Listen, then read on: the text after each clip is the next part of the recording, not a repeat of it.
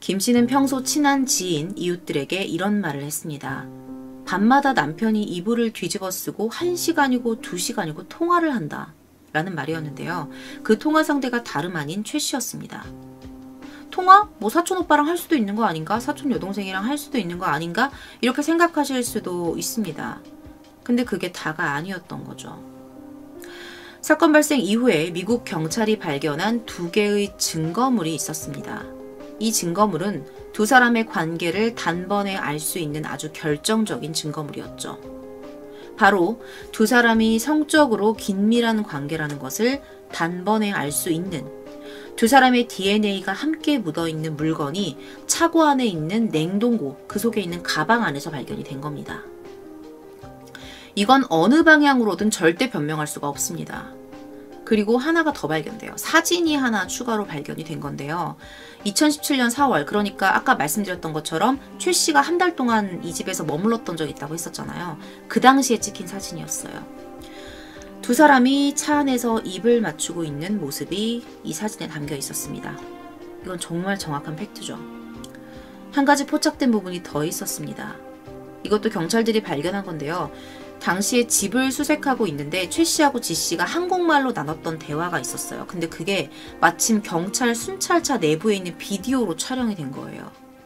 전혀 본인들은 이것이 촬영되고 있고 자신들이 나눈 한국말이 번역될 거라는 생각을 못하고 나눈 대화였습니다. 지 씨가 최 씨에게 이런 말을 합니다. 아무 증거 없으니까 과장된 행동, 오버액트 하지 말아라. 내가 뒷마당에서 그녀를 죽였다. 변호사가 올 때까지 아무 말도 하지 마라. 우리가 성적인 관계에 있다는 것을 말하지 마라. 라는 것이었죠. 최 씨가 한 말도 찍혔습니다. 우리는 이 일과 아무 관련 없어. 조용히 해. 내 말 들어. 왜 우리가 그녀를 죽여? 그럴 이유가 없어. 너무 많은 말을 하지 마. 라고 답했습니다. 여러분들은 이 말이 어떻게 들리세요? 진짜 우리가 그녀를 왜 죽여? 우리가 그럴 이유가 없잖아. 이렇게 들리세요? 저는 어떻게 들렸냐면 우리가 왜 그런 짓을 했는지 경찰은 찾지 못할 거야. 우리가 그럴 이유 없어. 그 의도를 알아내지 못할 거야. 라는 의미로 들렸습니다. 이로써 그들이 사촌지간으로서 정말 이해하기 힘든 그런 관계에 있었다는 것은 정확한 사실로 드러나게 되었죠. 이제는 지금까지 살펴본 이 3가지의 요소들을 바탕으로 아까 말씀드린 대로 2가지의 가능성에 대해서 이야기해 보려고 합니다. 여기서부터는 저의 추측이기 때문에 맞다 틀리다 단정 지을 수 있는 부분은 아닙니다. 다만 신빙성이 높은 요소들을 토대로, 그런 자료들을 토대로 생각해 본 추측이기 때문에 보시는 분들도 이 내용을 바탕으로 한번 생각을 해서 댓글로 공유해 주셨으면 좋겠습니다. 첫 번째는요, 우발적 범죄일 가능성에 대한 것입니다. 사망한 김 씨의 모습을 보게 되면 전혀 방어흔이 보여지지 않았기 때문에 최초 공격이 상당히 강했을 거라고 전문가들은 말했습니다. 그렇다면 제대로 소리 한번 지르지 못했을 그녀를 왜 이후에도 계속해서 공격했던 걸까요? 이런 모습 속에 어떤 쌓여있는 분노가 표출된 것은 아닌지 생각해 볼 수 있습니다. 그렇다면 그 분노의 원인은? 아마도 또다시 지 씨의 집에 찾아온 최 씨 때문에 그날 밤 2사람 혹은 이 3사람 사이에 싸움이 있었을 거고 그 과정에서 발생한 사건이 아니었을까라는 추측이 가능하죠. 싸움이 났다면 상당히 컸을 것으로 생각이 됩니다. 여러분 한번 생각해 보시겠어요? 이미 최 씨 때문에 2017년 4월에 상당히 큰 부부 싸움이 있었어요. 부부 관계가 틀어질 대로 틀어졌죠. 근데 퇴근하고 어느 날 들어왔더니 최 씨가 버젓이 집에 와 있다? 조용히 넘어가긴 힘들었을 겁니다. 아니면 이 김 씨가 퇴근을 했을 때 2사람의 어떤 부적절한 모습을 목격했을 가능성도 있죠. 이렇게 본다면 처음에 싸움이 시작되고 그것이 커졌기 때문에 우발적으로 사건이 발생했다고 볼 수도 있습니다. 그런데 그렇다고 보기에는 또 이 최 씨가 이 집으로 들어왔다는 이 사실부터가 이해가 되지 않습니다. 아무리 뻔뻔한 최 씨라고 하더라도 자신 때문에 과거에 이 집이 한번 뒤집어졌으면 그런 상황에 또다시 처하게 되는 게 피곤해서라도 적어도 이 집에서는 머물지 않을 텐데 생각해보면은 머물 곳이 너무 많잖아요. 굳이 이 집에 들어와 있었다는 거예요.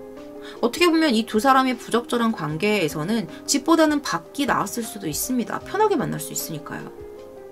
그리고 자신이 와 있다는 것이 알려지지 않았을 때 이 2사람이 더 마음 놓고 만나기도 편했을 거예요. 근데 굳이 집으로 또 들어왔다? 우리의 상식으로는 이해할 수 없을 정도로 이 여자가 뻔뻔했기 때문일까요? 내가 뭘 잘못했는데 피해? 이런 심리? 그래서 생각하게 된 것이 이게 어떤 계획적인 범죄를 앞두고 그녀가 이 집으로 들어온 것은 아니었을까라는 생각이 들었습니다. 두 번째, 계획적 범죄일 가능성에 대한 부분입니다. 여기서 팩트는요, 사람이 죽었다는 거예요. 그 말은 한 사람이든 혹은 두 사람이든 이 사건의 범인이라는 뜻입니다. 한 사람이 범행을 주도적으로 하고 나머지 사람은 조력을 했을 수도 있고요. 두 사람이 함께 했을 수도 있습니다. 물론 두 가지 다 중죄임은 분명합니다. 아까 앞쪽 파트에서 살펴봤던 것처럼 두 사람의 주장은 신빙성이 상당히 떨어집니다. 그렇다면 공범일 가능성이 매우 높다는 것이 지금 말하고 있는 내용이고 앞으로 말할 내용이에요. 자, 카펫과 러그를 제거하고 그 밑에 바닥을 락스로 닦는 등의 완전 범죄를 꿈꿨지만 이 락스도 이 카펫이랑 러그 나중에 발견되거든요. 이런 식으로 완전 범죄를 꿈꿨지만 시신이 발견이 되면서 진술이 엇갈렸었죠. 아마도 이 사건은요, 이 두 사람의 부적절한 관계를 바탕으로 한 돈이 목적인 범행이 아니었을까 생각해 볼 수 있었습니다. 지씨 입장에서 생각을 해보면 그는 이미 최씨와 부적절한 관계를 적어도 한 차례 이상 가졌을 것이고요. 아내와의 관계도 더 이상 이어가고 싶지 않았을 겁니다.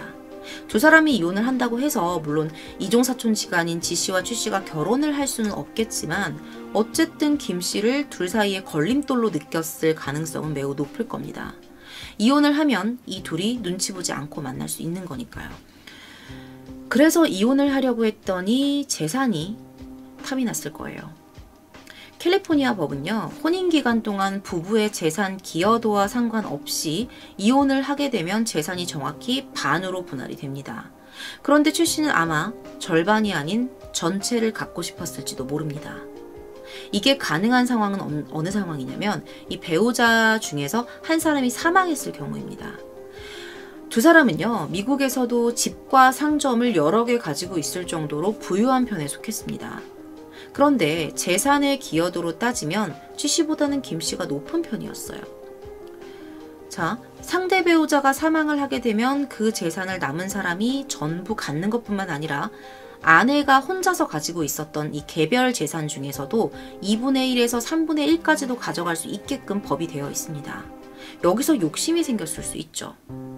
이런 법이 불공평하다고 여기면서 불만을 가진 사람들은요, 보통 이혼 전에 재산을 아내 몰래 빼돌리는 경우가 실제로 있다고 합니다. 조금이라도 더 가져가기 위한 거겠죠. 반으로 나누기 전에.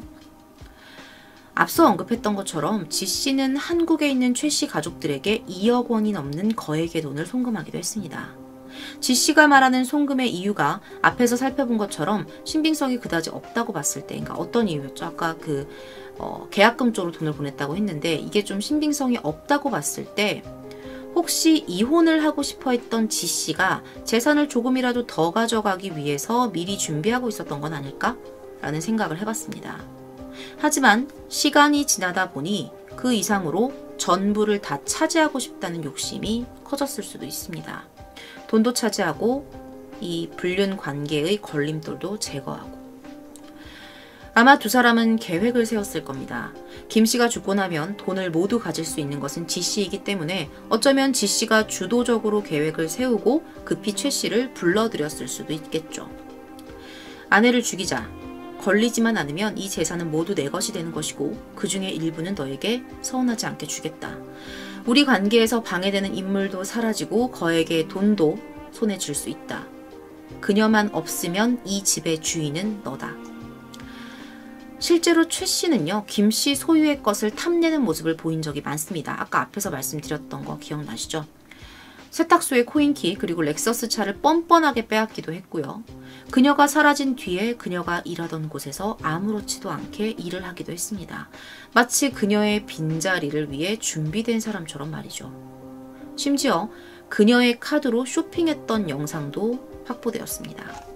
그런데 이런 시나리오에서 지씨는 최 씨 모르게 한 가지 경우의 수를 더 생각했을 것입니다. 완전 범죄를 실패한다면 어떻게 해야 할까?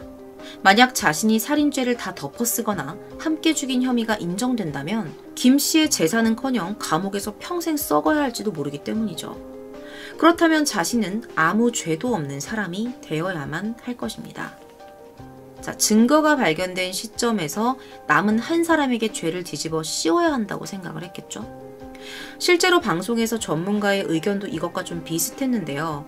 모든 것이 들통난 마당에 지 씨는 어차피 미국에서 살아가야 하기 때문에 이방인인 최 씨에게 다 뒤집어 씌웠을 것이라는 겁니다.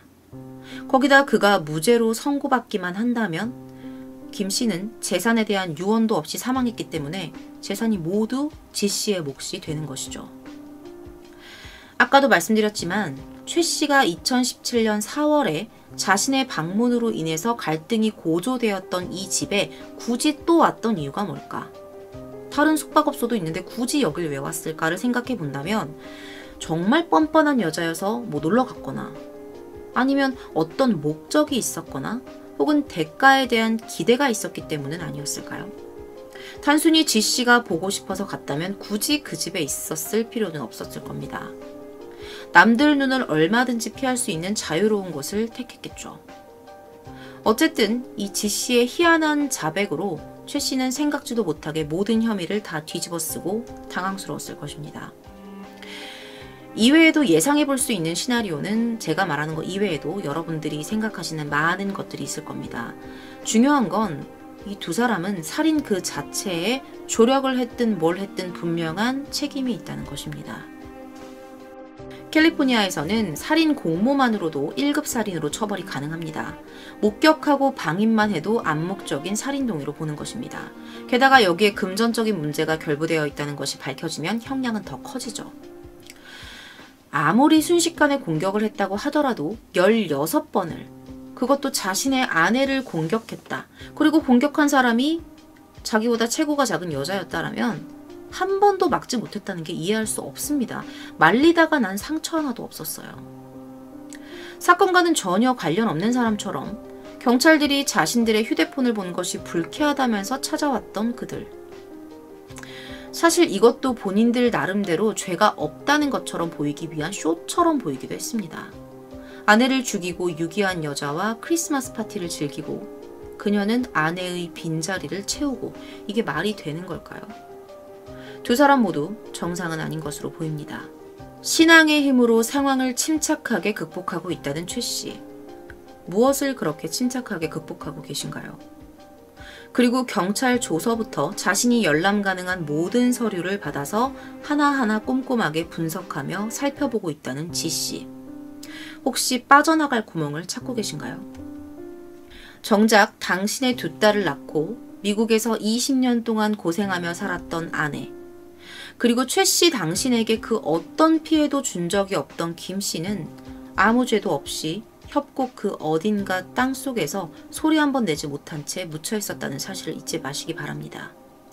이리저리 머리 쓰고 돈 써서 결국 당신들의 목적은 무죄 판결 받고 상대에게 뒤집어 씌워서 조금이라도 손에 덜 보려고 하는 거 아닙니까? 부끄러움을 모르고 나와서 보통 사람들과 어울려 살 생각은 하지 마시기 바랍니다. 제가 자료를 찾던 중에 이 사건을 다루신 한 블로거분의 글 마지막에 써있는 글귀가 좀 마음에 남아서 오늘 마지막으로 말씀을 드리려고 합니다. 이런 글이 좀 써있었어요. 법이라는 것은 10명의 범인을 잡는 것보다는 한 명의 억울함이 있어서는 안 된다고 하는 부분에서는 공감을 하지만 수많은 증거와 거짓이 어떤 한 사람을 지목하고 있는데 지나친 증거 집착이 망자에 대한 억울함 해결에 걸림돌이 되는 것은 아닐까 라는 말이었습니다. 최근 몇 가지 사건을 다루던 저에게 상당히 와닿았던 말이었습니다. 현재 이 사건은 계속해서 재판이 진행 중입니다. 최근 5월과 6월에 두 사람이 다시 개별적으로 법정에 섰던 것으로 알려져 있습니다. 또 다른 자료가 나오게 되면 계속해서 댓글을 통해 사건에 관련된 내용을 업데이트하도록 하겠습니다. 시청해주셔서 감사합니다.